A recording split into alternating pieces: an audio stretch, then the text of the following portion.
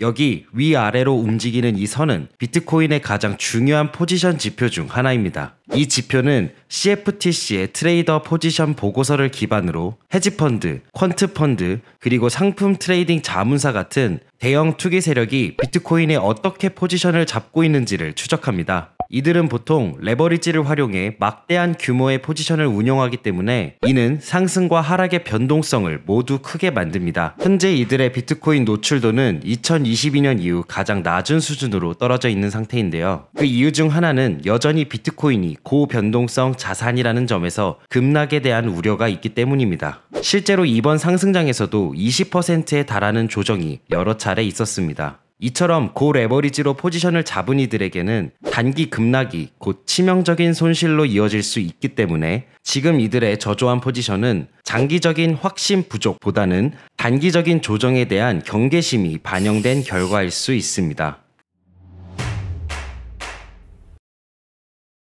그런데 흥미로운 건 이번 사이클은 과거에 비해 변동성이 훨씬 낮다는 점입니다. 21년에는 40%가 넘는 조정이 여러 번 있었고 17년 상승장에서도 35% 하락이 일반적인 수준이었습니다. 반면 23년 이후 가장 큰 하락폭은 약 32%에 불과합니다. 즉, 이번 사이클의 비트코인은 높은 수익률 가능성을 보여주면서도 과거만큼 큰 변동성을 보이지 않고 있습니다. 그리고 이러한 사실은 수십억 달러를 운영하는 대형 투자자들에게 매우 매력적으로 다가올 수밖에 없습니다. 이를 잘 보여주는 게 바로 이 차트입니다. 이는 전통적인 60대 40 포트폴리오에 비트코인을 단 5%만 추가했을 때 3년 기준으로 어떤 변화가 생기는지를 보여주는데요. 주황색 선은 비트코인을 포함하지 않은 기준 포트폴리오이고 초록색 영역은 비트코인 5%를 포함했을 때의 초과 수익을 나타냅니다. 가장 낮을 때는 약 2.65% 정도의 추가 수익이 발생했고요. 평균은 21%, 많게는 48%까지 오른 사례도 있었습니다. 물론 이 수치는 3년 단위이기 때문에 매년 수익률은 달라질 수 있습니다. 하지만 비트코인은 아주 소량의 비중만으로도 전체 수익률을 크게 끌어올려준다는 걸 반복적으로 입증해 왔습니다. 좀 더 자세히 그 성과를 살펴보겠습니다.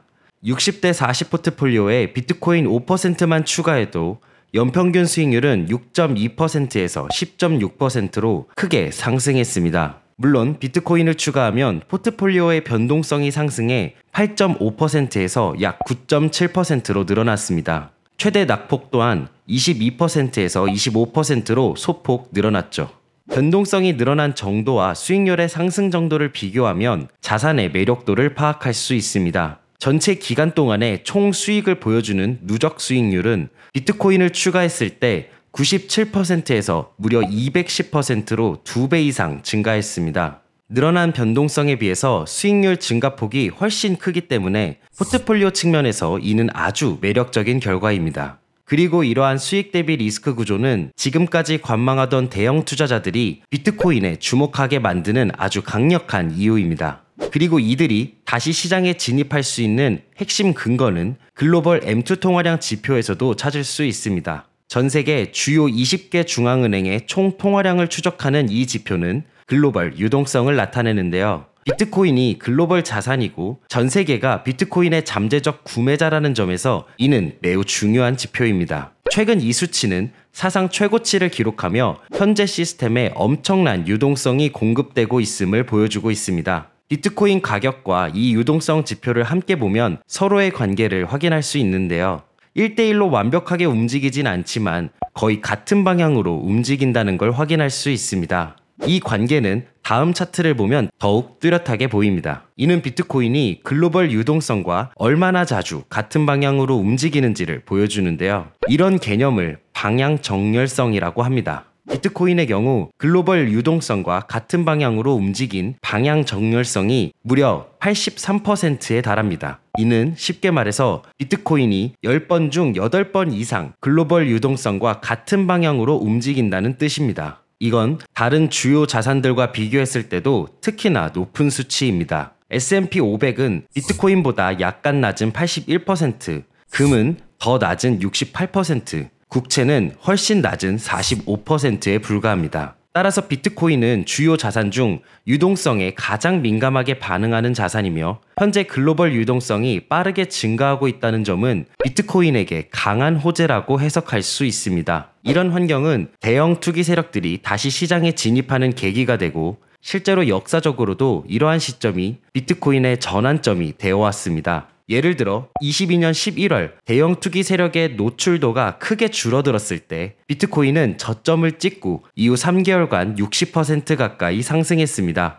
23년 1월, 24년 1월, 24년 10월에도 비슷한 저노출 구간이 있었고 그 이후 3개월 안에 비트코인은 모두 80%씩 상승했습니다. 현재도 이와 아주 유사한 상황에 놓여 있는데요. 과거 패턴과 동일하게 60에서 80%의 상승이 나올 경우 25년 10월까지 비트코인은 16만에서 18만 달러에 도달할 수 있습니다. 물론 시장이 항상 예측대로 움직이는 건 아닙니다. 23년 6월에도 현재와 비슷하게 노출도가 낮았지만 그때는 급등이 아닌 약 3개월간의 조정이 먼저 나왔습니다. 25% 가까이 하락한 뒤에야 80% 반등이 있었죠. 그리고 혹시 거래 수수료 절반을 다시 환급받는 방법 아직 모르시나요? 단 5분만 투자하면 평생 수수료 돌려받는 셀퍼럴 선택이 아닌 필수입니다. 자세한 내용은 영상 더보기란을 확인해보세요. 하지만 지금은 그때와 다릅니다. 왜냐하면 앞서 살펴본 글로벌 유동성은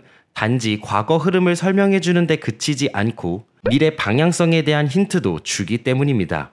비트코인 가격과 글로벌 M2 유동성 지표에서 유동성 라인을 약 12주, 즉 3개월 정도 앞으로 당기면 거의 완벽하게 가격 흐름과 일치합니다. 즉, 유동성이 먼저 움직이고 3개월 후에 비트코인이 그 흐름을 따라간다는 얘기죠. 실제로 이 관계에 대해서는 4월부터 지속적으로 언급을 드렸었는데요. 당시 비트코인은 약 8만 달러 수준이었고 이후 지금의 12만 달러까지 오르는 상승장 내내 이 관계가 유지됐습니다. 만약 이 패턴이 앞으로도 유효하다면 유동성 흐름에 따라 비트코인은 15년 10월까지 17만 달러 선까지 도달할 가능성이 높습니다.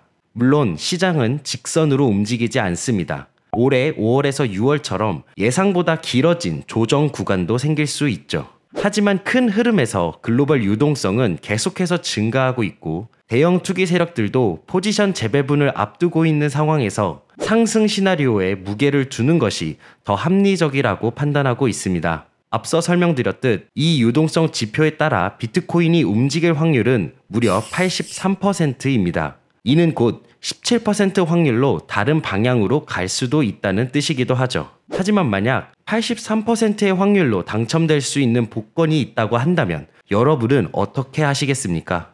저는 17%의 두려움보다는 83%의 가능성에 베팅하는 것이 더 합리적이라고 생각합니다. 데이터는 객관적 정보를 전달하고 우리가 할 일은 그 데이터를 기반으로 선택을 내리는 것 뿐입니다. 이러한 정보들을 바탕으로 본인의 성향과 상황에 맞춰 현명한 판단을 내리셨으면 좋겠습니다. 오늘 영상 도움이 되셨다면 구독 또 좋아요 또 부탁드립니다. 감사합니다.